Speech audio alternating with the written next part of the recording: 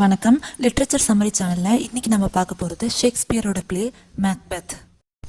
இந்த மேக்பெத் பிளேயோட full title the tragedy of Macbeth. இதோட டேட் ஆஃப் பப்ளிகேஷன் 1623. இதோட செட்டிங் ஸ்காட்லாண்ட். இதோட முக்கியமான சோர்ஸ் அப்படின்னு பார்த்தா ஹாலின்ஷெட்ஸ் chronicles. இது இல்லாமல் மற்ற சோர்ஸஸும் இருக்குது. இப்போ வாங்க கேரக்டர்ஸ் பார்க்கலாம். ஸ்காட்லாண்டோட கிங் டங்கன். அவருக்கு 2 சன்ஸ் இருக்காங்க. ஒன்று வந்து மால்கம், இன்னொன்று வந்து டொனால்ட் பிளேன். இவரோட ஆர்மியில் ஒர்க் பண்ணுற ஜென்ரல் மேக்பெத். இன்னொரு ஜென்ரல் வந்து பேங்கோ.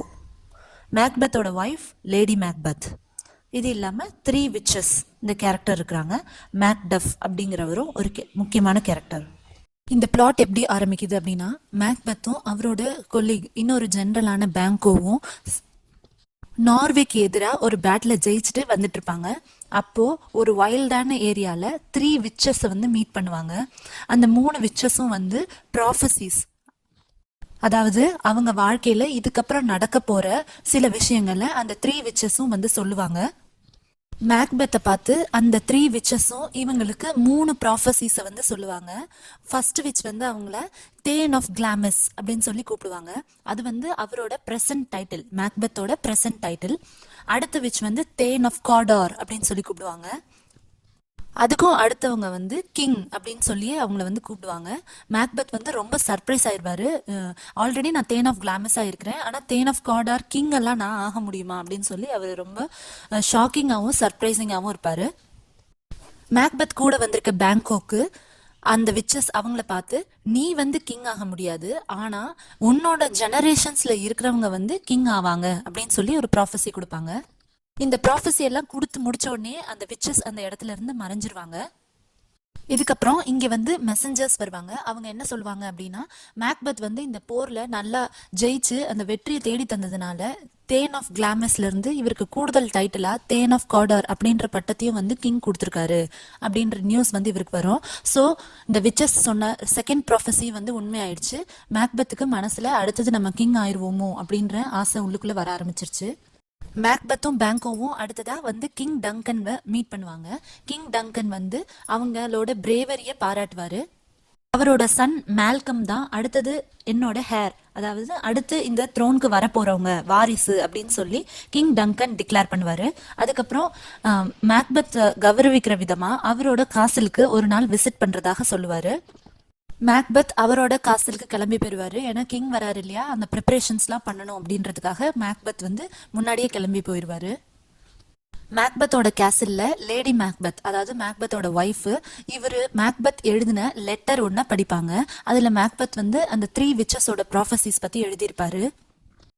லேடி மேக்பெத் எப்படியாவது தன்னோட கணவர் வந்து கிங் ஆயிடணும் அப்படின்னு சொல்லி ரொம்ப ஆசைப்படுவாங்க, பேராசையப்படுவாங்க. அதுக்காக என்ன வேணா பண்ணலாம் அப்படின்ற நிலைமைக்கு போயிடுவாங்க.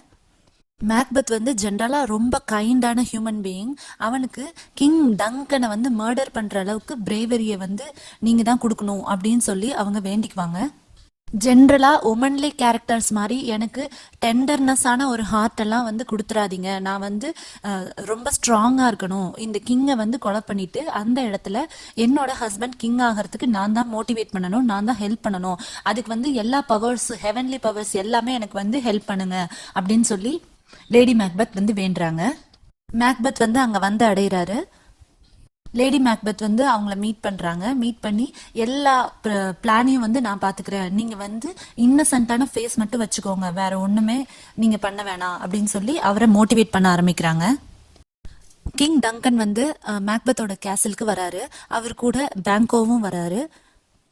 லேடி மேக்பெத் வந்து இவங்களை ரிசீவ் பண்ணுறாங்க, நல்ல விதமாக வெல்கம் பண்ணி தங்க வைக்கிறாங்க. மேக்பெத் வந்து வெல்கம் பண்றதுக்கு வரல. அவர் இன்னொரு பக்கம் தனக்குள்ளேயே யோசிச்சுட்டு இருக்காரு, கிங் டங்கனை வந்து நாம இந்த மாதிரி கொலை பண்ணலாமா, அது தப்பு இல்லையா அப்படின்ற மாதிரி அவருக்கு மாரல் கொஸ்டின்ஸ் எல்லாம் மனசுக்குள்ள ஓடிக்கிட்டே இருக்குது. ஏன்னா கிங் டங்கன் வந்து அவர் வீட்டுக்கு ஒரு கெஸ்டா வந்திருக்கிறாங்க. அதோட அவரு நல்ல ஒரு கைண்ட் ஹார்ட்டட் மேன். அவர் வந்து கெஸ்டா வந்த ஒருத்தங்களை இப்படி மர்டர் பண்றது நியாயமா, அது தப்பாச்சு அப்படின்னு சொல்லி அவருக்கு ரொம்ப மனசாட்சி உறுத்துது.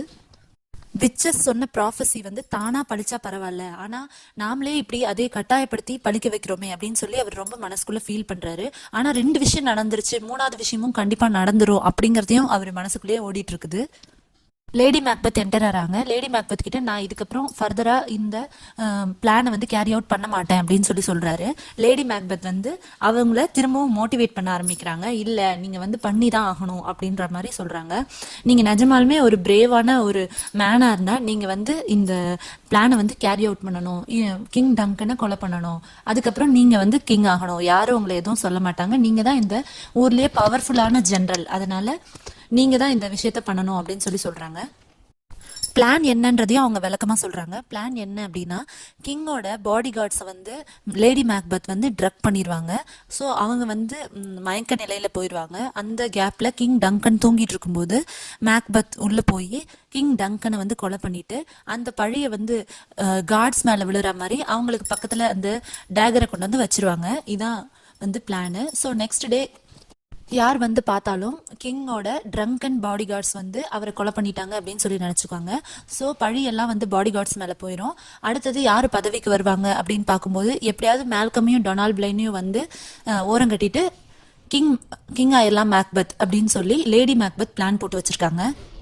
பேங்கோக்கு மனசுக்குள்ள மேக்பெத்தோட ப்ராஃபஸிஸ் பத்தி ஓடிட்டே இருக்குது. 2 ப்ராஃபஸி நடந்துருச்சு, 3வது நடக்க போகுதா? ஏன்னா கிங் டங்கன் கரெக்டா மேக்பெத் வீட்டுக்கு வந்திருக்காரு. ஏதாவது கிங் டங்கனுக்கு ஆயிருமா அப்படின்னு சொல்லி அவர் நினைச்சிட்டே இருக்காரு. இந்த டாபிக் பத்தி மேக்பெத் கிட்ட பேசலான்னு வரும்போது மேக்பெத் அப்படியே கேஷுவலா அதெல்லாம் ஒன்றும் இல்லை, நான் அதை பத்தி கண்டுக்கவே இல்லை அப்படின்ற மாதிரி இருக்கிறாரு. இதுக்கப்புறம் பேங்கோவும் அவங்களோட சன் ஃபிளியான்ஸும் அந்த சீனை விட்டு வெளியே போயிடுறாங்க. மேக்பெத்துக்கு இந்த ஈவில் பிளான் கேரி அவுட் பண்ண போறோம் அப்படின்றது மனசுக்குள்ள உறுத்திட்டே இருக்கிறதுனால ஒரு பிளட்டி டேகர் வந்து அவருக்கு கண்ணு முன்னாடி தெரியற மாதிரி இருக்கு. அது ஒரு அப்பாரிஷன் மாதிரி அவர் கண் முன்னாடி வந்து போகுது. அந்த டேங்கர் வந்து கிங் டங்கனோட சேம்பரை பார்த்து இருக்கிற மாதிரி இருக்குது.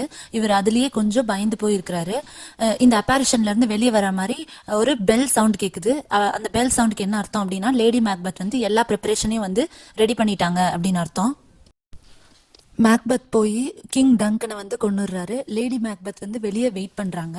மேக்பெத் வந்து இந்த பிளட்டி டேகரோட கிங் டங்கனை கொண்டுட்டு வெளியே வராரு. அவர் ரொம்ப டிஸ்டர்ப்டா இருக்கிறாரு. அவர் கிங் டங்கனை கொல்லும்போது அவருக்கு ஒரு வாய்ஸ் கேட்டதாகவும் இதுக்கப்புறம் தனக்கு ஸ்லீப்பே இருக்க போறதில்ல அப்படின்னு சொல்லி அவர் சொல்றாரு. தன்னோட கைகள்ல எல்லாம் ரத்தம் படிஞ்சிருச்சு, இதுக்கப்புறம் அது எப்பவுமே போகாது அப்படின்னு சொல்லி அவர் சொல்றாரு. ரொம்ப ஃபீல் பண்றாரு, ஒரு மாதிரி ஏந்து போயிருக்கிறாரு. லேடி மேக்பெத் வந்து ஏன் இவ்வளோ கவர்டா பிஹேவ் பண்றீங்க, இந்த மாதிரி ஒரு பிளானை வந்து கேரி அவுட் பண்ணாதான் நீங்க கிங் ஆக முடியும், அதனாலதான் நீங்க இதை செஞ்சிருக்கீங்க அப்படின்னு சொல்லி ஜஸ்டிஃபை பண்ணிட்டு, நானே இந்த டேகர் கொண்டு போய் வைக்கிறேன் அப்படின்னு சொல்லி அந்த டேகரை வாங்கிட்டு போறாங்க. லேடி மேக்பெத் அந்த டேகர் கொண்டு போய் திரும்ப பிளேஸ் பண்ணிட்டு கிங்கோட பிளட் வந்து அப்படியே அந்த பாடி கார்ட்ஸ் பக்கத்துல வந்து ஸ்ப்ரே பண்ணி விட்டுட்டு வராங்க. இவர் மேக்பெத் வந்து அதுக்குள்ள ரொம்ப ஹாரிஃபைடா இருக்கிறாரு. அவருக்கு கில்ட் தாங்க முடியல, ரொம்ப குற்ற உணர்ச்சி, நான் இப்படி கெஸ்டா வந்து கிங்கை வந்து கொலை பண்ணிட்டோமே அப்படின்னு சொல்லி ரொம்ப ஃபீல் பண்றாரு. அவரு இந்த கையில இருக்கிற அழுக்கு வந்து இந்த ரத்தம் வந்து எப்பவுமே போகாது அப்படின்னு சொல்லி ரொம்ப ஃபீல் பண்றாரு. லேடி மேக்பெத் வந்து பாருங்க, என் கையிலயும் தான் ரத்தம் இருக்குது, உங்க கையில என்ன ரத்தம் இருக்கோ அதே தான் என் கையிலயும் இருக்கு, நீங்க செஞ்ச குற்றத்துல எனக்கும் பங்கு இருக்கு அப்படின்ற மாதிரி சொல்றாங்க. ஸோ கொஞ்சம் லிட்டில் வாட்டர் போட்டோம்னா எல்லாமே நம்ம அது ரத்தம்லாம் கிளீன் ஆயிரும், நமக்கு எல்லாமே நம்மளோட பாவமும் கிளீன் ஆயிரும் அப்படின்ற மாதிரி சொல்றாங்க. இவங்க 2 பேரும் இப்ப எதுவுமே நடக்காத மாதிரி அவங்கள வாஷ் பண்ணிட்டு போய் அவங்களோட நைட் ட்ரெஸ் போட்டுட்டு போய் படுத்துடுறாங்க. அந்த நேரத்துல ஒரு நாக்கிங் சவுண்ட் கேக்குது. அங்க யார் வராங்க அப்படின்னா மேக்டஃப்பும் லெனாக்ஸும் வராங்க. அவங்க வந்து இங்க மேக்பெத்தோட காசுல வந்து தட்டுறாங்க அந்த கதவை. உள்ள இருந்துட்டு போர்ட்டர் வந்து அவரு ஹெல்லோட கார்டியன் மாதிரியும் அவர் ஹெல்லோட டோரை வந்து பாதுகாக்கிற மாதிரியும் ஏதோ சொல்லி ஆன்சர் பண்ணிட்டே இருக்கிறாரு. இந்த சீன் வந்து ஒரு காமிக் ரிலீஃப் சீன். அதாவது ரொம்ப டென்ஷனான சுச்சுவேஷன்ல நடுவில் ஒரு சின்ன காமெடி கொஞ்சம் இலைப்பாடுற மாதிரி வர்றதுனால இது காமிக் ரிலீஃப் சீன் சொல்லுவாங்க. ஸோ இந்த போர்ட்டர் வந்து ஹெல்ல கார்ட் பண்ற அந்த கார்டியன் மாதிரி பிஹேவ் பண்றாரு. அதுக்கப்புறம் ஒரு வழியா கதவை வந்து திறந்து விட்டுறாங்க. மேக்டஃப்பும் லெனாக்ஸும் வந்து என்ட்ராறாங்க. போய் கிங்கை போய் பார்க்க போறாரு மேக்டஃப். போய் பார்த்த உடனே கிங் வந்து அங்க கொலையாகி கிடக்கிறத பாக்குறாரு. ரொம்ப ஷாக் ஆயிடுறாரு. அப்படியே கிங்கோட டெட் பாடியை பார்த்து ஸ்டன் ஆகி வெளியே வர்றாரு மேக்டஃப். Lady Macbeth என்ட்ராகிறாங்க. அவங்களும் பேங்கோவும் பாக்குறாங்க. இந்த மேக்டஃப் வந்து கிங் வந்து இறந்துட்டாரு அப்படின்னு சொல்லி சொல்றாங்க. மேக்பெத் நினைச்ச மாதிரியே பழி வந்து கார்ட்ஸ் மேல விழுது. மால்கமும் டொனால்ட் பிளைன், அதாவது அவங்களோட சன்ஸும் வந்து வராங்க. வந்து அப்பாவோட நிலைமையை பாக்குறாங்க. இது யாரோ ரொம்ப கொடூரமா கொலை பண்ணிருப்பாங்க அப்பாவை அப்படின்னு சொல்லி நினைச்சிட்டு இதுக்காக கொலை பண்ணாங்கன்னு தெரியலையே, அப்ப நம்ம லைஃபும் வந்து ரிஸ்க்ல தான் இருக்கு அப்படிங்கறதுனால மேல்கம் வந்து இங்கிலாந்துக்கும் டொனால்ட் பிளைன் வந்து அயர்லாண்டுக்கும் கொஞ்ச நாள் போய் தங்கிடலாம் அப்படின்னு சொல்லி அந்த இடத்த விட்டு ஸ்காட்லாண்டை விட்டு முதல்ல வெளியே போயிடணும் அப்படின்னு சொல்லி நினைக்கிறாங்க. அதனால அவங்க அந்தந்த ஊருக்கு போயிடுறாங்க, இங்கிலாந்துக்கும் அயர்லாண்டுக்கும். லேடி மேக்பெத் அவங்க பாட்டு வந்து பெர்ஃபெக்டா பண்றாங்க. அவங்க இந்த நியூஸ் கேட்ட உடனே அப்படியே மயங்கி விழற மாதிரி மயங்கி விழறாங்க. மேக்பெத்தும் வந்து இப்படி நடந்து போச்சு அப்படின்னு சொல்லி ரொம்ப ஃபீல் பண்ணி எல்லாம் அழுது நடிக்கிறாரு. மேக்பெத் போய் இந்த கிங்கோட பாடியை பார்த்துட்டு வந்த உடனேயே அந்த கார்ட்ஸ் 2 பேத்தையும் வந்து கொலை பண்ணிடுறாரு. அவரோட துயரம் தாங்காம இந்த பாடி கார்ட்ஸ் வந்து கண்டிப்பா கிங்கை கில் பண்ணிட்டாங்க அப்படிங்கிறதுனால துயரம் தாங்காம இவர் வந்து அந்த பாடி கார்ட்ஸை கொண்டுட்டதா சொல்றாரு. ஆக்சுவலா எதுவும் எவிடன்ஸ் இருக்கக்கூடாதுன்றதுக்காக இவர் கிளீனா இந்த வேலையை செஞ்சிடறாரு. கிங்கோட சன்ஸும் இந்த நாட்டை விட்டு போயிட்டதுனால இப்போ கிங்கோட பதவிக்கு மேக்பெத்தை தான் வந்து நாமினேட் பண்றாங்க. ஸோ அந்த 3வது ப்ராஃபஸியும் வந்து பழிச்சிருச்சு. மேக்பெத் வந்து கிங் ஆயிட்டாரு. கிங் ஆன மேக்பெத்துக்கு இப்போ அடுத்த பயம் வந்துருச்சு. என்ன அப்படின்னா, இது வரலையும் தான் கிங் ஆகணும், தன்னோட பதவிக்கு வரணும் அப்படின்னு ஆசைப்பட்டாரு. கிங்கோட பதவிக்கு இப்போ அந்த பதவியை காப்பாத்திக்கணும் அப்படின்னு சொல்லி நினைக்கிறாரு. அந்த விச்சஸோட ப்ராஃபஸி படி பேங்கோவோட ஜென்ரேஷன்ல இருக்கிறவங்க வந்து கிங் ஆவாங்க அப்படின்னு சொல்லியிருக்காங்க. ஸோ பேங்கோவும் அவரோட ஜெனரேஷனுமே இல்லாம பண்ணிடுறது அப்படின்னு சொல்லி மேக்பெத் முடிவு பண்ணிடுறாரு. அதனால ஒரு பேங்கோ அரேஞ்ச் பண்றாரு, ஒரு பார்ட்டி மாதிரி. அந்த பார்ட்டிக்கு பேங்கோவையும் அப்புறம் அவரோட சன் ஃபிலியான்ஸையும் வந்து கூப்பிட்டுருக்கிறாரு. 2 மர்டரர்ஸை வந்து ஹையர் பண்ணியிருக்கிறாரு. பேங்கோ அவரோட சன் 2 பேத்தையும் வந்து கொலை பண்ணிடணும் அப்படின்னு சொல்லி அவங்களுக்கு கட்டளை இட்டுட்டு இந்த பார்ட்டியில இவர் வெயிட் பண்ணிட்டு இருக்கிறாரு. இந்த நியூஸ் வரணும் அப்படின்னு சொல்லி, நல்ல நியூஸ், அதாவது பேங்கோவும் அவரோட சன்னும் வந்து கொல்லப்பட்டாங்க அப்படிங்கிற நியூஸ் வந்து வரணும் அப்படின்றதுக்காக வெயிட் பண்ணிட்டு இருக்கிறாரு. லேடி மேக்பெத் வந்து எல்லார் முன்னாடியும் கொஞ்சம் சந்தோஷமா இருக்கிற மாதிரி நடிங்க அப்படின்னு சொல்றாங்க. இல்ல, இன்னும் முடிக்க வேண்டிய காரியங்கள் ஒரு சிலது இருக்கும், அப்பதான் வந்து நல்ல கிங்கா ரொம்ப நாளா இருக்க முடியும் அப்படின்னு சொல்றாரு. ஆனா லேடி மேக்பெத்துக்கு எல்லா டீட்டெயில்ஸும் அவர் சொல்லல. இந்த மர்டரர்ஸ் போய் பேங்கோவை அட்டாக் பண்றாங்க. பேங்கோ வந்து கொல்லப்படுறாரு. ஃபிலியான்ஸ் வந்து தப்பிச்சிடுறாரு. இந்த நியூஸ் வந்து மேக்பெத் அடையுது. டின்னர் கெஸ்ட் எல்லாம் வெயிட் பண்ணிட்டு இருக்காங்க. ஆனா பேங்கோ இறந்துட்டாரு, பட் ஃபிலியான்ஸ் எஸ்கேப் ஆயிட்டாங்க அப்படின்ற நியூஸ் கேட்டு இவருக்கு ரொம்ப ஷாக் ஆயிருது. எப்படியாவது அந்த ப்ராஃபஸியும் நடந்துருமோ அப்படின்னு சொல்லி நினைக்கிறாரு. அந்த டின்னர் டேபிள்ல மேக்பெத்தோட சீட்ல வந்து பேங்கோவோட கோஸ்ட் வந்து உட்காந்துருக்குது. அந்த மாதிரி இவருக்கு தெரியுது. அந்த கோஸ்ட் கிட்ட இவர் பேச ஆரம்பிக்கிறாரு. எல்லாரும் இவரை வந்து ஒரு மாதிரி பைத்தியக்காரர் மாதிரி எல்லாரும் பாக்குறாங்க.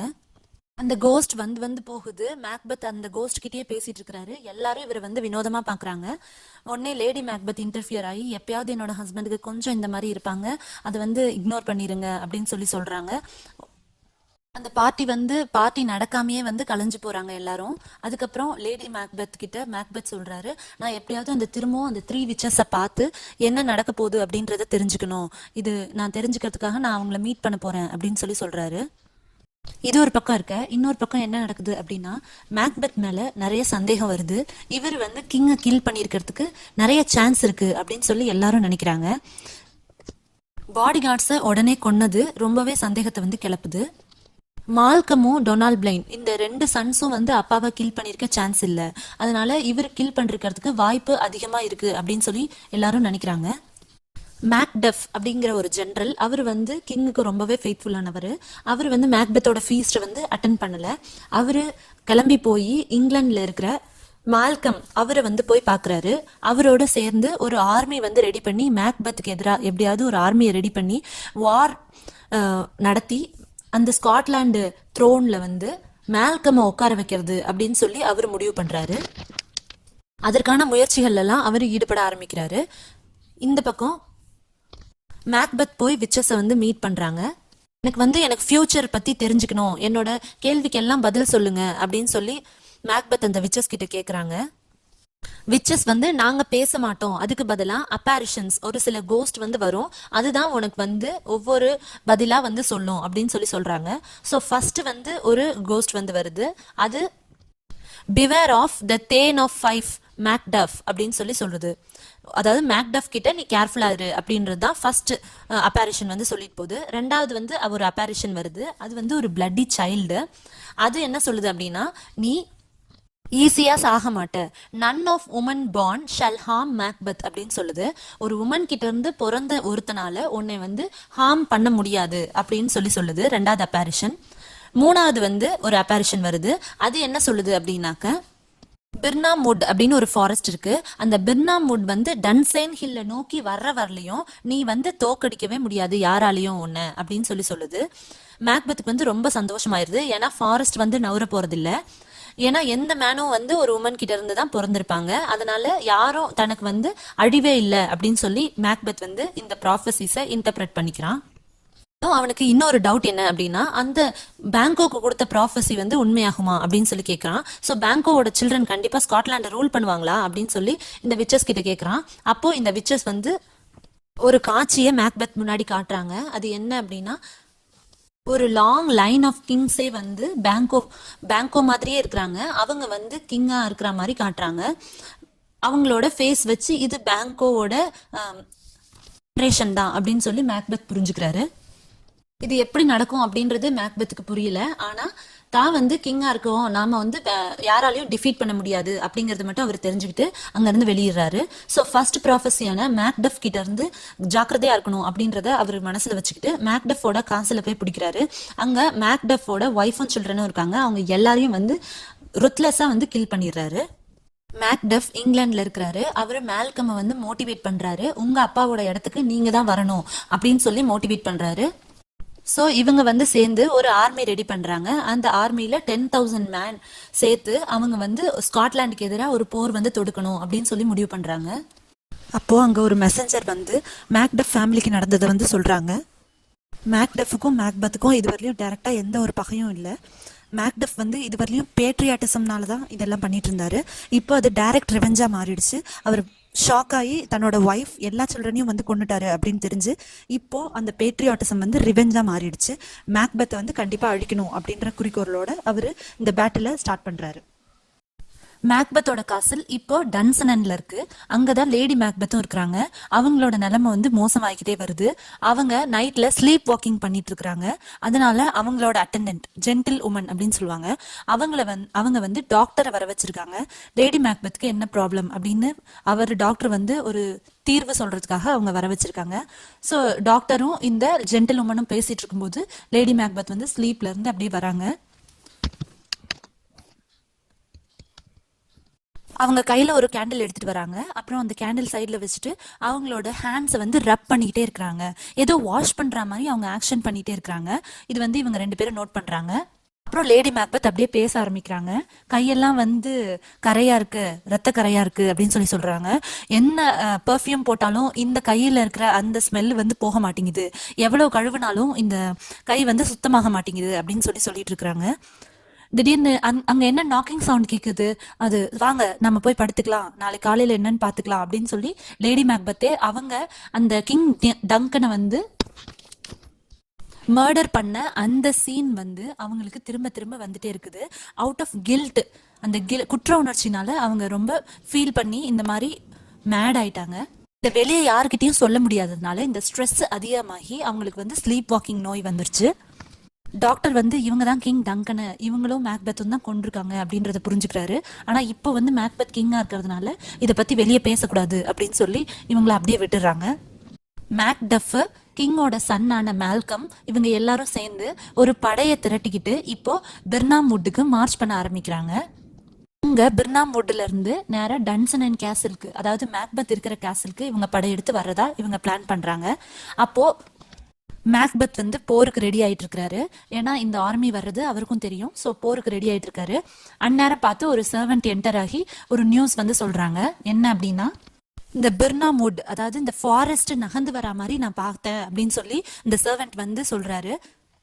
இது வந்து மேல்கமோட ஐடியா. மேல்கம் என்ன சொல்லியிருப்பாரு அப்படின்னா, அவங்க எத்தனை நம்பர்ஸ் இருக்கிறவங்க அந்த சோல்ஜர்ஸ் அப்படின்னு தெரியாம இருக்கிறதுக்காக இந்த பிர்னாமுட்ல இருந்து பிரான்ச்சஸை கட் பண்ணி அதை ஒரு ஷீல்டு மாதிரி வச்சுக்கிட்டு நகர சொல்லியிருப்பாங்க அவங்களோட சோல்ஜர்ஸ். ஸோ அந்த 2வது ப்ராஃபஸியான பிர்னாமுட் டன்சனைன் வர்ற அந்த தருணத்துல தான் மேக்பெத் தோற்கடிக்கப்படுவான் அப்படின்ற அந்த ப்ராஃபஸியும் இப்போ நடந்துருச்சு. இப்போ மேக்பெத்துக்கு நல்லாவே தெரிஞ்சிருச்சு அவர் வந்து அவரோட லாஸ்ட் மொமெண்ட்ஸ்ல இருக்காரு அப்படின்னு தெரிஞ்சிருச்சு. இருந்தாலும் ஒரு சின்ன ஹோப் இருக்கு. ஏன்னா any man who is born out of woman வந்து இவரை கொல்ல முடியாது அப்படின்னு சொல்லியிருக்காங்க. ஸோ இன்னொரு ஹோப் வந்து மேக்பெத்துக்கு இருக்குது. ஸோ போருக்கு ரெடி ஆகுறாரு. இந்த நேரத்துல வந்து லேடி மேக்பெத் இறந்துட்டாங்க அப்படிங்கிற நியூஸ் வந்து வருது. ஆல்ரெடி மேக்பெத் மனசுல நிறைய விஷயங்கள் வந்து ஓடிட்டு இருக்கு. இப்ப லேடி மேக்பெத்தை பத்தி அவரால் ரொம்ப யோசிக்க முடியல. அவங்க இன்னும் ஒரு நல்ல டைம்ல வேற ஒரு அப்ராப்ரியேட் டைம்ல இறந்துருக்கலாம், ஃபியூச்சர்ல என்னோட இதெல்லாம் பார்த்துட்டு அப்புறம் இறந்துருக்கலாமே அப்படின்னு சொல்லி அவங்க நினைக்கிறாரு. அவர் வந்து மீனிங் ஆஃப் லைஃபை பத்தி கொஞ்சம் யோசிச்சு பாக்குறாரு. Life is but a walking shadow. அங்க வந்து it is also a tale told by an idiot full of sound and fury signifying nothing. இந்த கோட் வந்து ரொம்ப ஃபேமஸ். இது வந்து இதெல்லாம் வந்து மீனிங் ஆஃப் லைஃபா வந்து அவர் யோசிச்சு பாக்குறாரு. போர் ஆரம்பிச்சிருச்சு. ஃபர்ஸ்ட் ரவுண்டுக்கு யங் சீவர்ட் வந்து மேக்பெத்தோட போர் பண்றாரு. அப்போ மேக்பெத் வந்து யங் சீவர்ட் வந்து கொன்னுடுறாரு. கொன்னுட்டு you must be born of a woman அப்படின்னு சொல்லி சொல்றாரு. தன்னால ஒரு உமன் கிட்ட இருந்து பிறந்தவங்க தன்னை அழிக்க முடியாது அப்படிங்கிற அந்த அகந்தைய வந்து அவர் இன்னும் மனசுலயே வச்சுட்டு இருக்கிறாரு. அப்புறம் மேக்டஃப் வராரு. அவரும் மேக்பெத்தும் வந்து சண்டை போடுறாங்க. இந்த மீன் டைம் மேல்கம் வந்து அந்த காசுல வந்து பிடிச்சிடுறாரு. இப்ப மேக்பெத் மேக்டஃபோட சண்டையோட முடியுது. தான் வந்து சூசைட் பண்ணிட்டு கோழத்தனமா இறக்கக்கூடாது அப்படின்னு சொல்லி மேக்பெத் நினைக்கிறாரு. சாகிறத சண்டை போட்டு சாகணும் அப்படின்னு சொல்லி நினைக்கிறாரு.